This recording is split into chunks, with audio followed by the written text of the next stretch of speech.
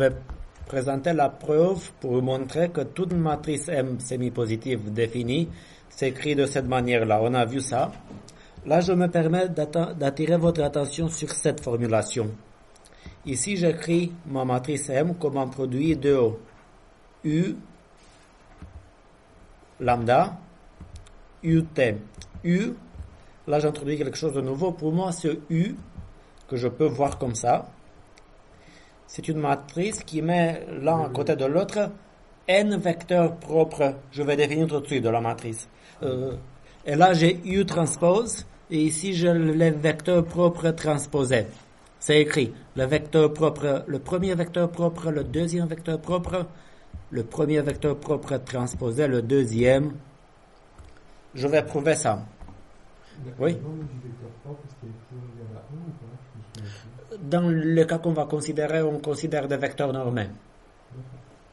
Donc, je vais essayer de prouver ça. On a vu d'une certaine manière l'inverse. Vous avez vu que si je peux écrire la matrice comme ça, alors elle est SDP. Tout ça, c'est la même égalité. Je vais prouver donc que si la matrice est SDP, alors je peux l'écrire comme ça. Je suppose qu'M est symétrique. Mais ils ne sont pas forcément normés, non? En général, non. Mais moi, je vais les considérer normés. Oui. Mais après, donc, c'est quoi un vecteur propre? Si j'ai une matrice M, un vecteur propre vérifie la propriété que MV c'est égal à lambda, si vous voulez, j'écris lambda, fois V. Lambda, ça peut être positif ou négatif au sens général du terme. Un vecteur propre, ça s'appelle la valeur propre associée à V, et ça c'est le vecteur propre. On va considérer que des vecteurs propres normés, ça veut dire, je peux écrire V transpose fois V égale 1. Pourquoi? Si le vecteur n'est pas normé, je prends un vecteur propre, je le multiplie par une valeur... Par sa norme. Enfin, par 1 sur sa norme. Oui, généralement, si je ne me borne pas à des vecteurs propres normés, ça veut dire qu'à partir d'un vecteur propre, je peux le multiplier par quelque chose et j'obtiens un autre. Donc, avant de prouver ça, en fait, je vais prouver que n'importe quelle matrice symétrique peut s'écrire de cette manière-là, avec la différence que si la matrice n'est pas SDP, alors certaines valeurs propres sont négatives. Mais n'importe quelle matrice symétrique, je peux l'écrire comme ça. Voilà comment je vais faire ça. Réfléchissez un peu à ça. Juste pour avoir une idée, ça veut dire que si j'ai ça, qu'est-ce que j'obtiens? Juste pour travailler un peu, ça veut dire que M voit lambda V fois V, ça fait combien?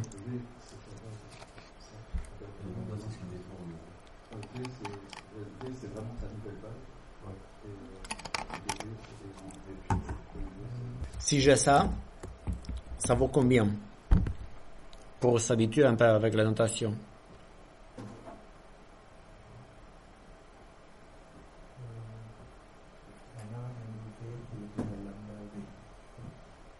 Ah, excusez-moi, j'ai mal écrit. Je voulais dire M-I-N.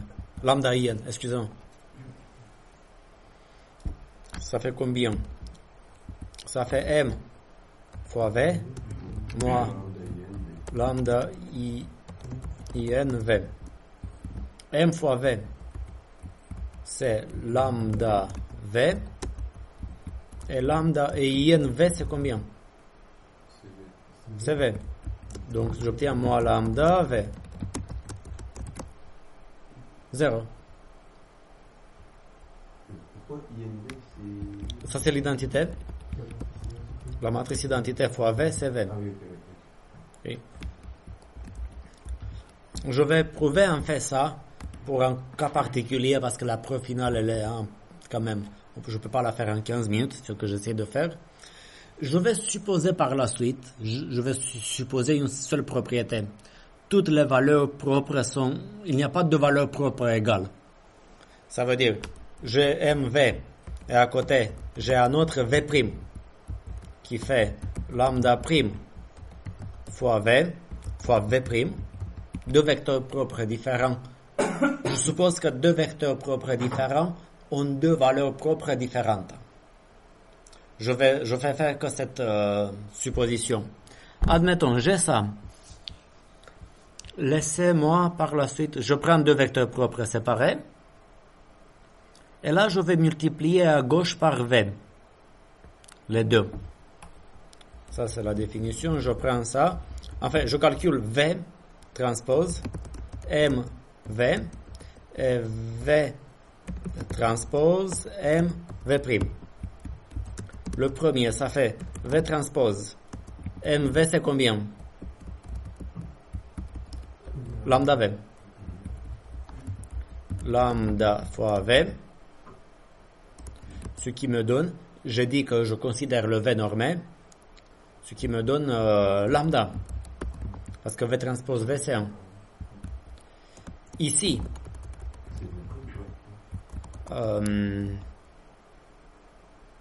C'est pas V prime transpose.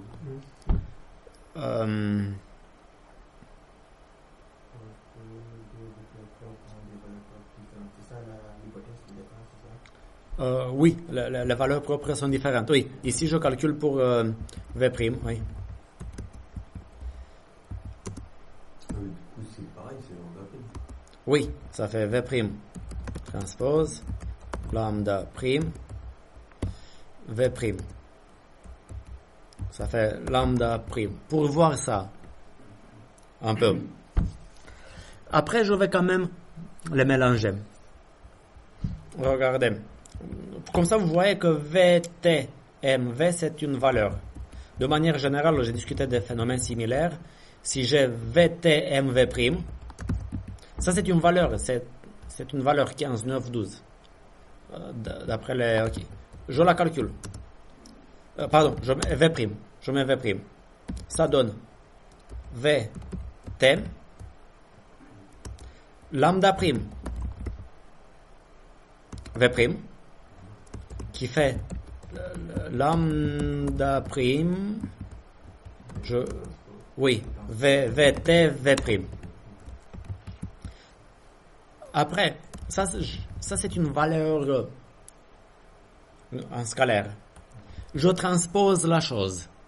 Là, je dois utiliser une propriété que je ne peux pas faire. Généralement, si vous avez matrice A fois B transpose, généralement, ça fait B transpose A transpose. C'est une propriété que vous pouvez vérifier si vous faites le développement du calcul à la main. Faites-moi confiance. Donc, si je transpose ça, en fait, ça c'est égal, parce que c'est un scalaire. Je transpose le scalaire, c'est le scalaire lui-même. J'obtiens V', transpose MV, égal. Là, je suis dans...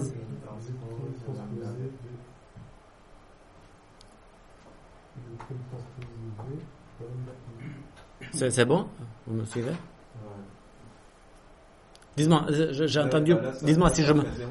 J'ai dit non, j'ai fait une erreur, dites-moi. J'ai pas suivi. Donc, je transpose ça. Excusez-moi. Je reprends pour être sûr à 1000%. Ça, je vais développer tout parce que je pense que j'ai semé la confusion. Et ça fait 0 parce que si c'est pas on arrive. Si c'est pas le vecteur, ils sont orthogonaux. J'ai ça.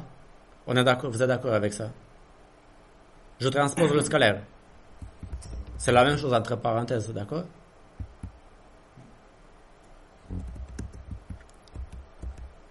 Je suis parti de ça. Et si je transpose ça, je vais l'écrire comme ça. C'est le même truc. Mais ça, c'est un scalaire. Je transpose le scalaire. C'est la même valeur. Un scalaire transposé, c'est le scalaire même. 9 transpose, c'est 9.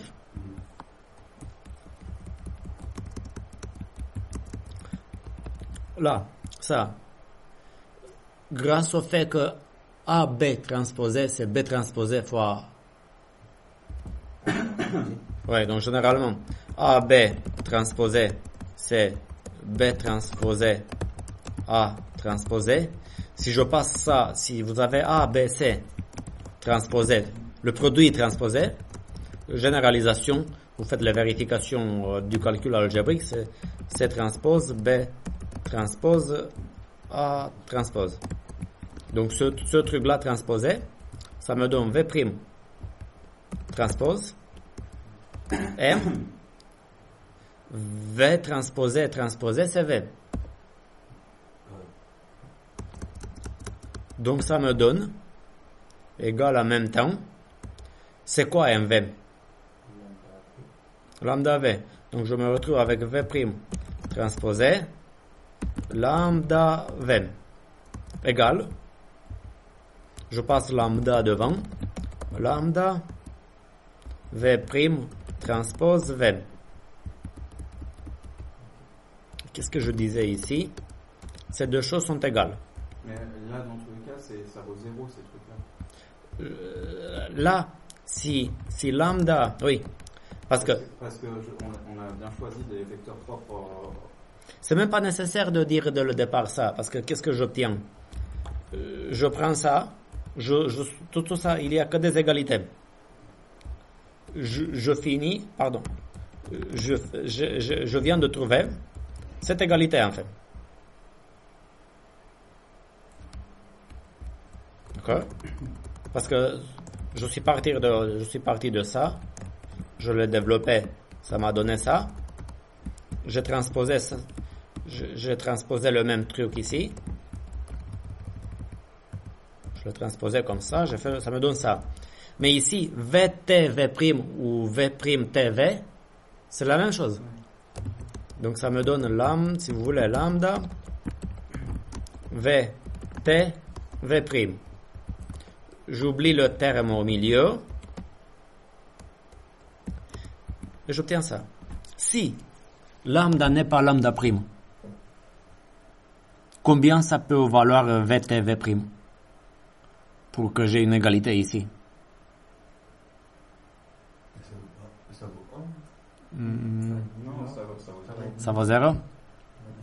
Parce que j'ai quelque chose multiplié par lambda égale quelque chose multiplié par lambda prime. S'il y a cette égalité, cette quelque chose, ça doit être 0. Donc ça me donne VT, V' égale 0. Tout ça pour prouver que les deux vecteurs propres sont orthogonaux en fait. Ce que vous avez dit dès le départ. Je vous laisse regarder un peu. Deux valeurs propres. Si les deux valeurs propres sont différentes, oui, alors les vecteurs sont orthogonaux. Mais on peut prouver la même chose même au-delà de ça. Mais cette preuve-là nécessite un cours à part. Ça nécessite quand même 1 heure de cours à part, je ne vais pas le faire. Mais dans ce cas-là, c'est facile à voir, disons. J'ai pu la faire en quelques minutes. Ok. Pourquoi j'ai fait cette manip? Vous allez voir. Là, qu'est-ce que se passe si je multiplie ma matrice M? Je fais M fois, et ici, je mets ce truc-là. Donc mon M, il est là. Je veux prouver que mon M, c'est ça. Je multiplie M à gauche ou à droite par ce truc-là. M fois V1. Ça, c'est le vecteur propre. Ça va donner lambda 1 V1.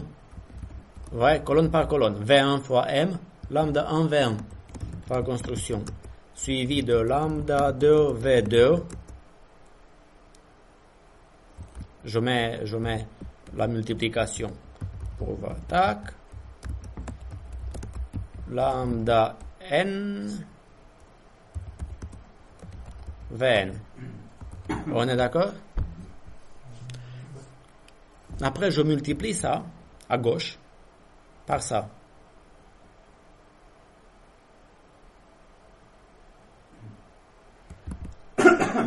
Donc, je prends ça. Là, c'est un peu plus dur à écrire pour moi, mais je vais l'écrire comme ça. Je vais écrire V1 juste point, vous comprenez, jusqu'à Vn, transpose. Tout est transposé. Donc, désolé pour ma manière d'écrire dans cet éditeur de texte. Il y a des outils plus évolués. Donc, je multiplie ça comme ça. Je veux calculer ça. Qui fait quoi? Ce truc-là. Ok? Ça veut dire ça. Je parle de ça. Je reprends celui-là. Fois le résultat que j'avais. Fois ça. Parce que tout à l'heure, qu'est-ce que j'avais fait tout à l'heure? J'avais prouvé que ça, c'est ça. Cette matrice-là, quelle est ça? Pardonnez-moi l'expression, la tronche de cette matrice-là. Si je... Pardon? Disons, ça c'est une matrice que j'appelle L. Ça c'est L. D'abord, LIJ. Pour LIJ. Qu'est-ce que je mets à la case IJ? Je vais avoir la ligne I fois la colonne J. Donc ça veut dire je vais avoir VI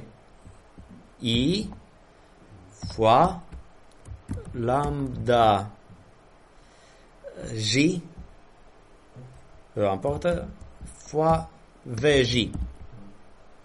VI transpose, c'était VI transpose. Mais les vecteurs propres sont orthogonaux.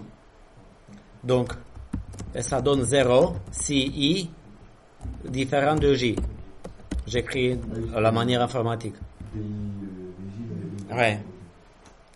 Mais si I égale J, je vais me retrouver LII, VI transpose lambda I, donc vous comprenez, J c'est I. Je me retrouve avec lambda I. Donc je me retrouve dans cette matrice-là avec quoi? Des zéros partout sauf sur la diagonale.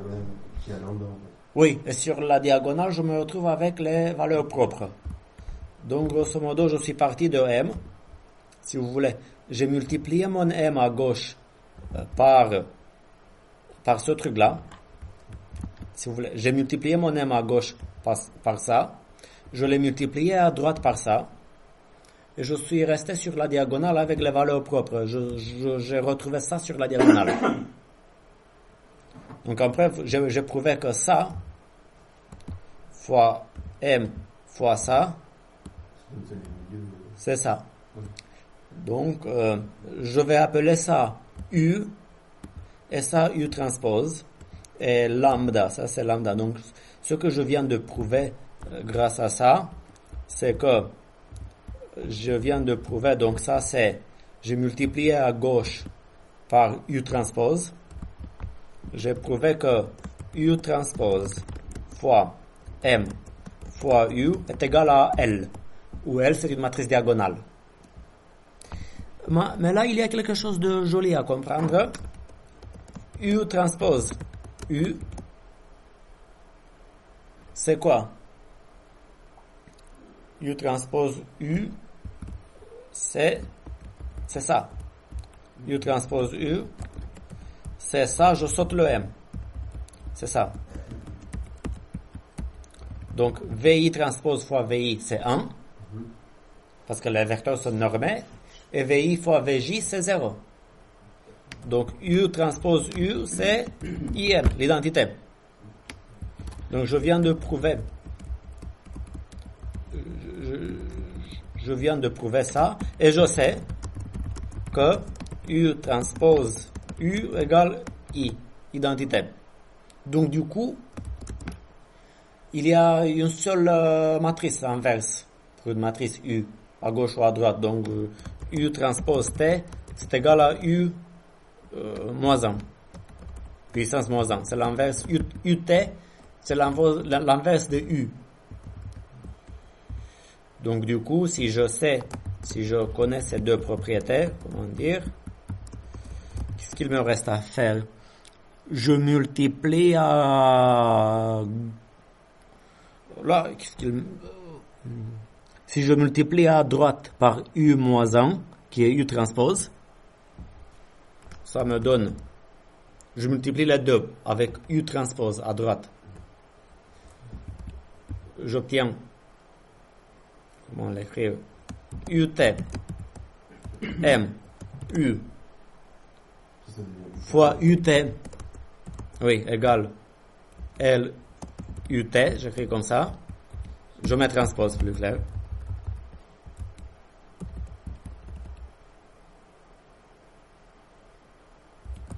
Excusez-moi. Et en même temps, permettez-moi de multiplier la chose par U à gauche. Et ça commute avec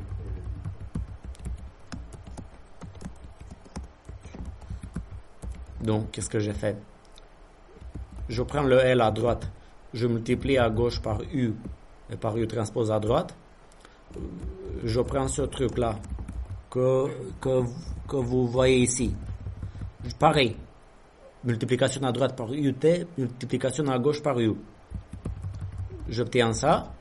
Faites attention, ça, c'est ça. Ok, ici. Ok. Je veux prouver que M, c'est ça. Je répète, ça c'est U. Mais ici, je dis que UT, c'est l'inverse de U. Donc ici, l'identité. Et par symétrie de la matrice inverse, devinez quoi c'est l'identité. Tac, l'identité ça disparaît dans l'équation. Et je viens de prouver ça.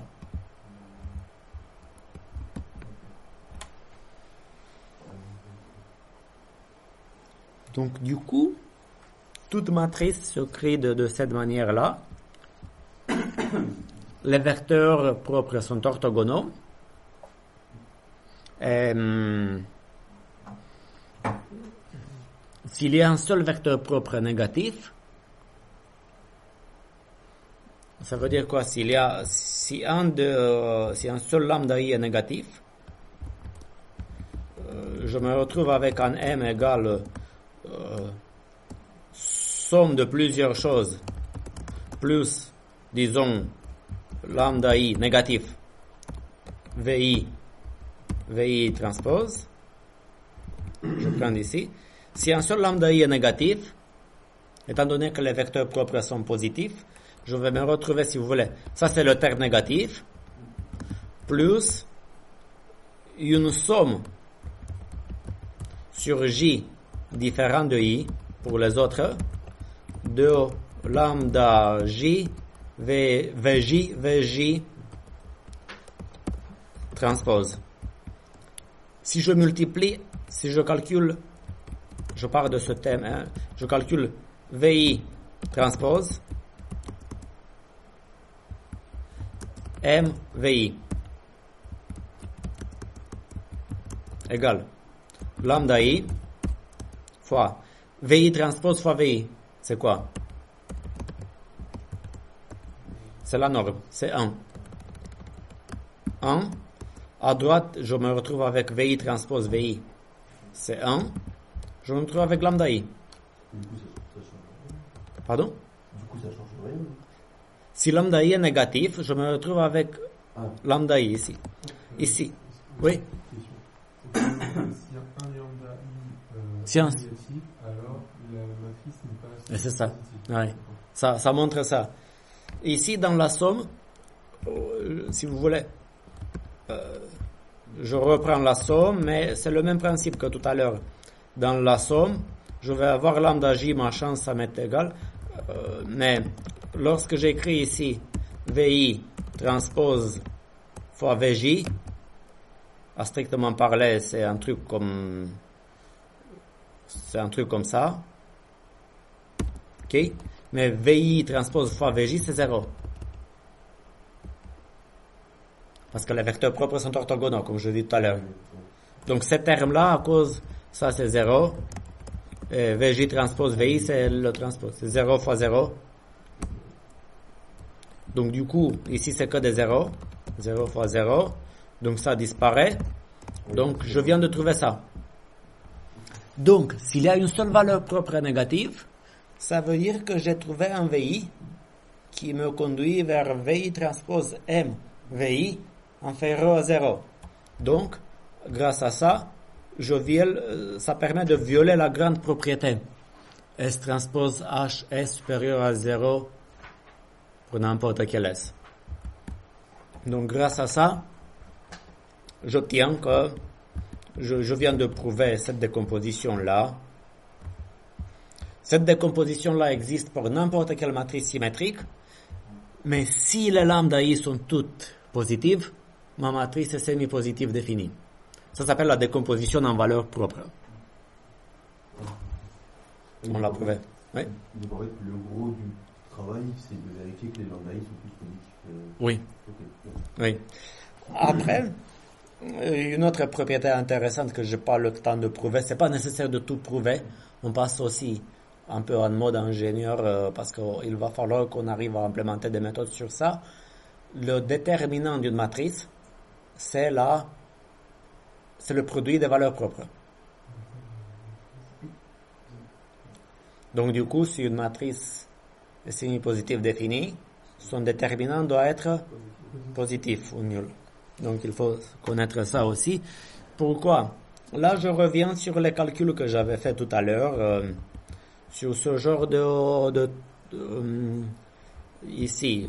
Je vais prendre encore une fois x1 au carré, admettons, plus 9x2 au carré, plus 3. Vous vous rappelez 2 fois A, j'avais mon A, je vais mettre A égale 4 par exemple, fois x1, x2. La matrice hessienne de ça, c'est 1, 9 ici, et ici 4. Pourquoi cette matrice n'est pas positive définie? Parce que le déterminant 9 moins 4 au carré est inférieur à 0. Donc on aura la confirmation bientôt. On regarde la fonction. Voilà, grâce au contour plot c'est clair, mais ce truc-là n'est pas positif défini. Et là je peux me poser une question. Je dois monter 9 jusqu'à quelle valeur pour que ce truc devienne SDP? 4 au carré, 16. Si je mets 16, miracle, je vais me retrouver avec un déterminant positif et dans le monde des matrices. C'est pour ça que moi, j'ai toujours pu avoir l'intuition et la réponse dans le monde des matrices 2 x 2. Si x1 il est au carré tout simple, il me reste que le terme en bas à gauche doit être le au carré. Ouais.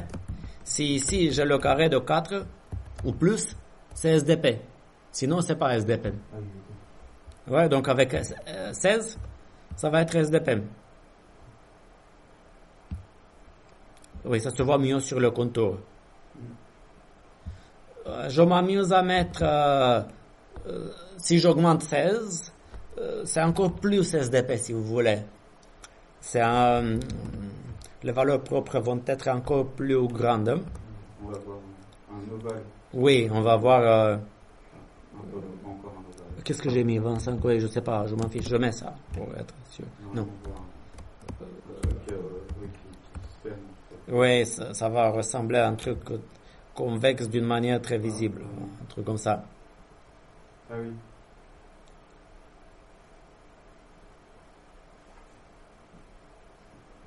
Il n'y a pas de symétrie forcément entre x et y. Oui.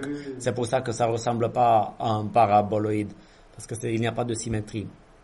Si je veux avoir un peu de symétrie, il faut que le déterminant reste positif. Donc il faut que le coefficient de x1 carré fois le coefficient de x2 carré soit supérieur à 16.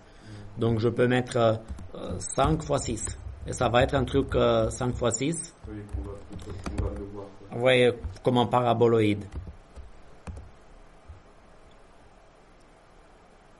Voilà, enfin. Oui, un peu. Ouais. Ça se voit un peu mieux, oui. On voit c'est le contour plot en fait Qui le montre mieux. Et si je mets 6 et 6, donc 6 au carré supérieur à 4 au carré.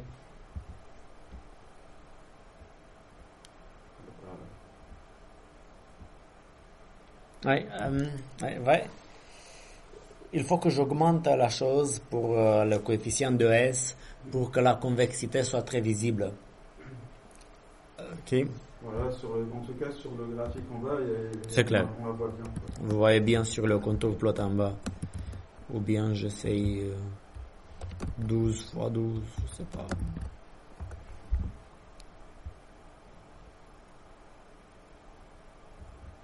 Oui, là ça commence à prendre des formes convexes, disons.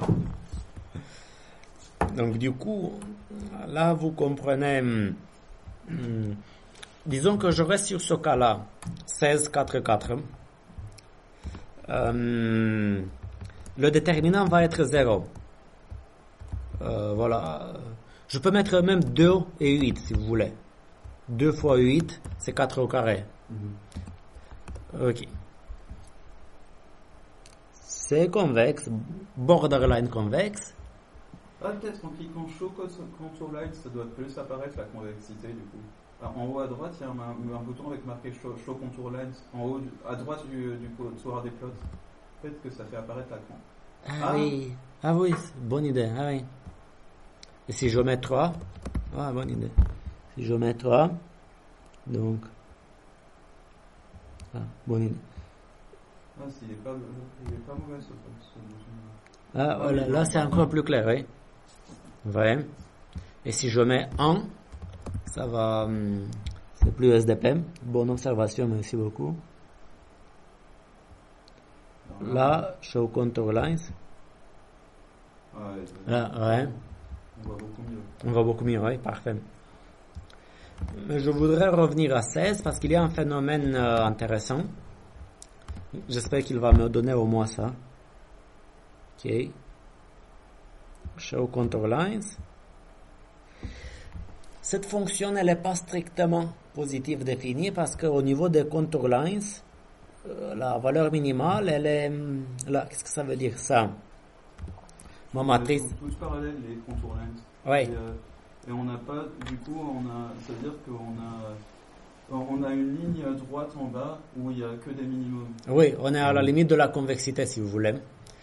Parce que vous comprenez, si au lieu de 2, je mets 1.9, c'est plus convexe. Si je diminue 2 ou 8, c'est plus convexe.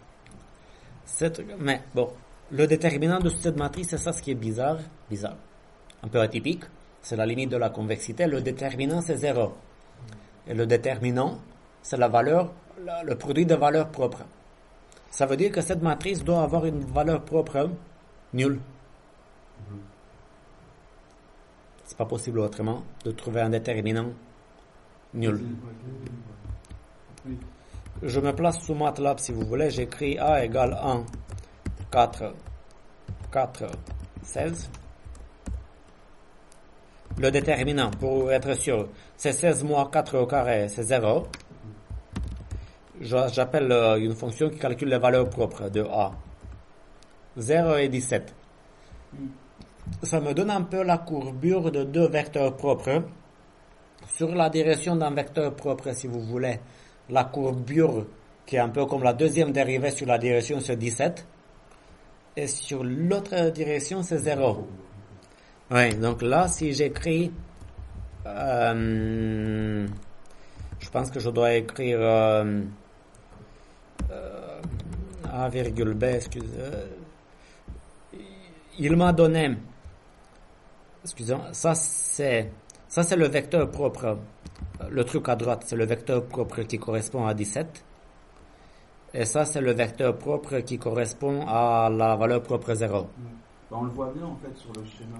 Sur le graphique, ouais. Parce que il y a bien une direction, la direction qui est la direction où on ne change pas les lignes de niveau. Oui, c'est ça. Bah, en fait, on n'en a rien à foutre de là où on est dessus. Et du coup, c'est bien là où où on peut évoluer. C'est bien dire que c'est le vecteur où on est sur A0, quoi. Oui, donc j'écris que mon vecteur V c'est A, c'est ce truc-là dans MATLAB. Je récupère la première colonne avec des parenthèses, désolé. Et ma matrice A, c'est ça. A fois V, ça m'a donné 0. Donc du coup, ça c'est le vecteur propre qui fait quoi? Si A fois V c'est 0, c'est clair que V' fois A fois V, ça peut pas autre chose que 0. Donc dans ma définition de matrice SDP de départ, pour S égale V, ça me donne Z. Pardon? Donc ça veut dire que sur cette direction-là, si je pars d'un point sur cette direction-là, ma fonction, ça donne tout le temps la même valeur. ça donne tout le temps la même valeur. Et cette direction-là doit correspondre, suivez ma suite, ça doit correspondre à, si ici c'est 0, ici je dois me déplacer vers, c'est combien V? Ouais, quand je me déplace comme ça par rapport à X1. Voilà, c'est le long des lignes de niveau, quoi. Oui. La direction des lignes de niveau, c'est, c'est ça. X1 avance comme ça, et X2 comme ça. Ça me donne la ligne de niveau sur laquelle la fonction reste constante. Est-ce que vous voyez, est-ce que c'est crédible? Bon. C'est peut-être plus sur... je sais pas comment le voir. Ah oui, le contour plot, peut-être plus ici, oui. Je pars d'ici. Si je pars d'ici vers... comprenez ce que je fais? J'avance sur la direction des lignes du point 0. J'arrive vers ce point-là. Et ici, je me retrouve avec...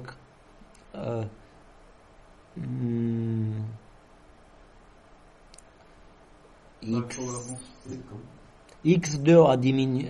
Je me permets d'aller dans l'autre sens. Oui, c'est ça. Je vais dans l'autre sens sur les lignes de niveau. Ça donne un truc comme ça, je pense. Parce que là, ça veut dire que vers ce point-là, si je me... Vous comprenez, je pars du milieu et je m'arrête vers là. Vers ce point-là, je suis à moins 97 au niveau de X1. Et j'ai diminué donc... et l'autre, il a augmenté de 0,24. C'est ce vecteur-là, cette direction-là. Je pars de 0. Si je me déplace vers là, ça veut dire que X1 diminue de... grosso modo, X2, il est en quart de X1 en termes de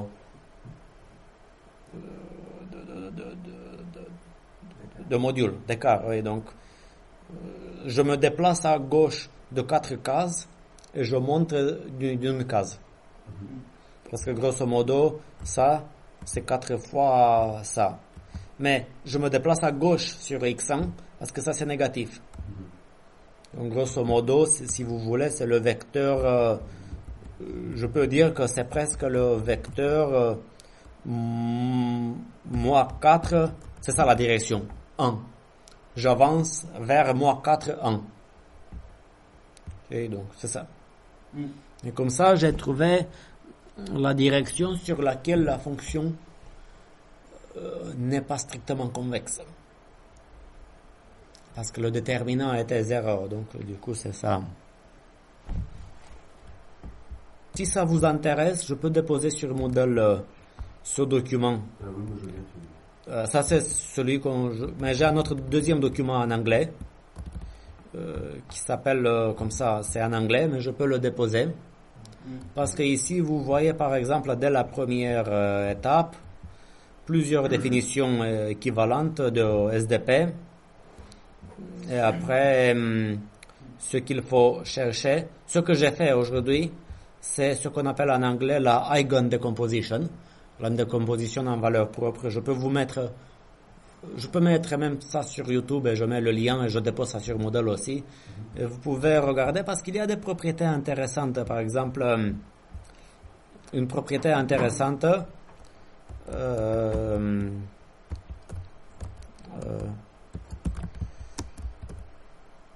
Voilà, il y a une section en 4. 3 manières faciles de générer des matrices semi-positives définies. Une propriété intéressante, c'est ça.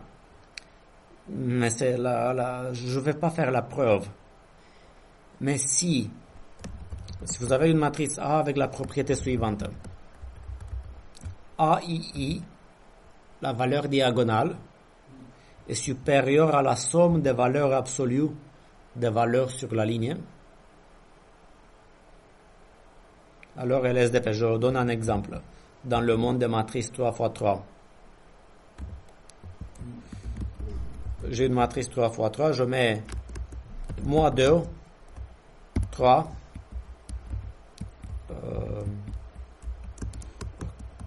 dites-moi quelque chose. 4. Très bien. Oui. Par symétrie, 4, moins 2, et ici 3. Qu'est-ce que je mets sur la diagonale pour être sûr que la matrice est SDP? Quelque chose de supérieur à la valeur. Oui, Alors, ça c'est 2 pour 3, 2 plus 3, je mets un 5 ou quelque chose de plus. Ouais. 5. Bon, Ici, 2 plus 4, 6. on ne peut pas mettre justement les trucs limites comme ça, on calcule le déterminant et on voit à quel point c'est. On va regarder si vous voulez. Ici, 4 plus 3, 7. Comme ça, on regarde si c'est. Cette propriété est assez forte. C'est pas sûr que si j'ai mis toujours la valeur limite, c'est pas sûr que la matrice, c'est pas sûr que le déterminant est 0. Oui, bah, C'est pas justement, sûr. c'était Mais on peut essayer, juste pour voir. Pour vérifier que le SDP. Comment on peut faire? Je prends cette matrice-là. Pour l'écrire sous MATLAB, je pense que je dois l'écrire comme ça. Excusez-moi, je me permets. Donc, sous MATLAB, je vais écrire A. Je sais pas à quel point c'est un critère nécessaire, quoi. Suffisant, ok. Suffisant? Nécessaire, non. Ouais, Nécessaire, non. Donc, j'écris ça. J'espère ne pas me tromper. Je vais copier ça dans MATLAB. OK. Et je regarde les valeurs propres de ça. Ah. Ici, c'était... La chose était serrée. Ah, bah, voilà. Quand vous voyez moins 0, c'est 0. C'est marrant. Donc ça, c'est une matrice SDP, mais pas strictement SDP. Mais vous voyez de cette manière, parce qu'on peut utiliser ça au niveau du TP. Nous, on aura peut-être besoin d'une matrice SDP à générer. Vous prenez un truc aléatoire, vous augmentez les valeurs sur les diagonales, comme ça. Et vous avez une matrice SDP. Si vous voulez qu'elle soit strictement SDP, il faut partout augmenter un peu plus. Oui, dis-moi. Non, c'est bon, plus un gilet. Oui, oui. Lorsque on a une des valeurs propres qui est égale à 0, on dit que la matrice est semi-positive, et lorsqu'elles sont toutes supérieures à 0, C'est défini positive. c'est défini positif. Oui. Donc, s'il y a une seule valeur propre qui est 0, c'est semi-positif défini. Si toutes les valeurs propres sont strictement supérieures à 0, c'est positif défini. Si la matrice est positive définie, la fonction est strictement convexe. Ça veut dire, vous n'avez pas ce phénomène-là, où j'avance sur une direction. Donc ici, il y a plusieurs valeurs min. Toutes les valeurs, ok. Donc, si la matrice est strictement positive, il y a une seule valeur min.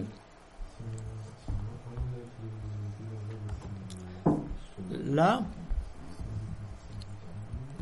si je calcule les valeurs propres de ça, plus 0,02 fois I, les anglophones disent I pour I, et la notation MATLAB, c'est, il veut dire, avec ça, il veut dire I4. La matrice identité de taille 3, pardon, I3. La matrice identité.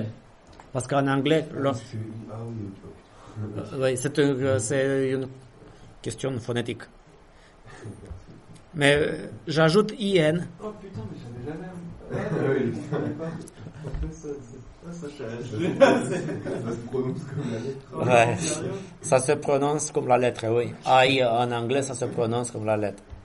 Mais ça va me donner comme valeur propre. Si j'ajoute 002, comme j'ajoute à IN, Il sera plus à 0, elle va être. ça va augmenter de 002 partout. Ah, mais le 0, du coup, il reste 0. Ça augmente partout de 002. Parce que je continue d'augmenter les valeurs diagonales. Et comme ça, je peux rendre ma matrice, C'est genre, oui, positive définie. Avec cette astuce-là. C'est ça. Pour la méthode du gradient conjugué, on a besoin d'une matrice strictement positive définie, par exemple. D'accord. Donc, pour générer ça, vous faites ce que je viens de faire ici, si vous voulez. Mais vous allez encore plus, vous voyez. Juste, parce que là, en fait, du coup, je mets en parallèle avec la descente de gradient. Oui. Mais là, elle fonctionnerait quand même, en fait, parce qu'on a. La descente de gradient, oui. Oui. Mais le gradient conjugué, non. Ah, elle, le degré. Oui, la méthode du gradient conjugué, parce qu'il fait des manipulations matricielles qui nécessitent une matrice avec un déterminant non nul. D'accord, ok. Euh, Ah oui, non, je buguais là, Dis-moi. parce que c'est sur pourquoi ça additionne sur les valeurs propres, c'est parce que I a des vecteurs propres partout en fait, et du coup c'est pour ça on peut additionner les valeurs propres. oui. VI fois I, je prononce à l'anglaise, ou IN fois V, c'est V. Oui, c'est pour ça. Oui, oui, c'était ça, oui. Donc là, on a fait un peu le tour. Et on a, oui, donc d'autres questions sur ça. Là, je pense que c'est clair. Ok.